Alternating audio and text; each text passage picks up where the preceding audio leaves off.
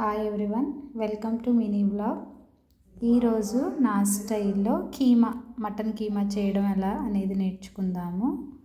ఈ కీమా అనేది రైస్లోకి అలాగే చపాతీలోకి చాలా బాగుంటుంది. అయితే మనం ప్రాసెస్లోకి అయితే వెళ్ళిపోదాము.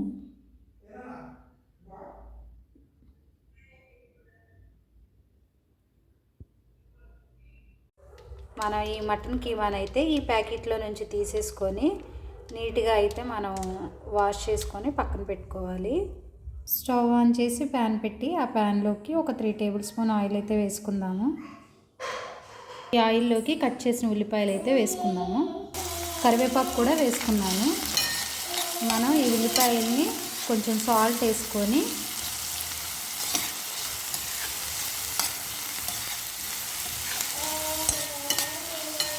ఫ్రై చేసుకుందాము.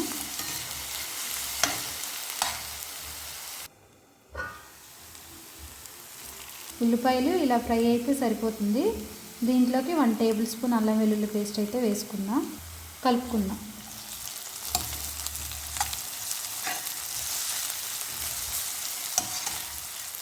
మనం వాష్ చేసుకొని పెట్టుకున్న కీమాని అయితే వేసుకుందాము.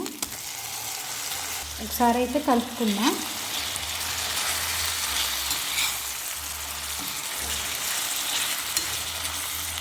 మనం దీని మీద మూత అయితే పెట్టుకొని ఈ కీమాని అయితే ఉడికించుకుందాం. మనం ఈ కీమాలోకి 1 టేబుల్ స్పూన్ పసుపు అయితే వేసుకుందాము.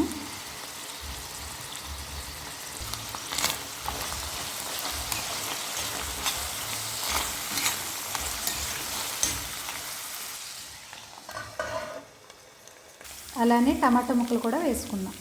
ఒకసారి అయితే కలుపుకొని మరొక 2 నిమిషాలు ఈ కూర అయితే మనం ఉడికించుకుందాము.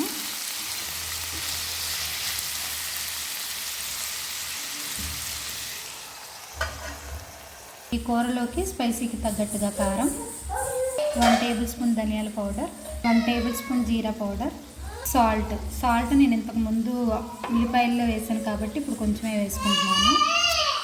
వీటన్నిటిని కలుపుకొని మరొక 1 నిమిషం పాటు అయితే ఈ కూరను మనం ఉడికించుకుందాము.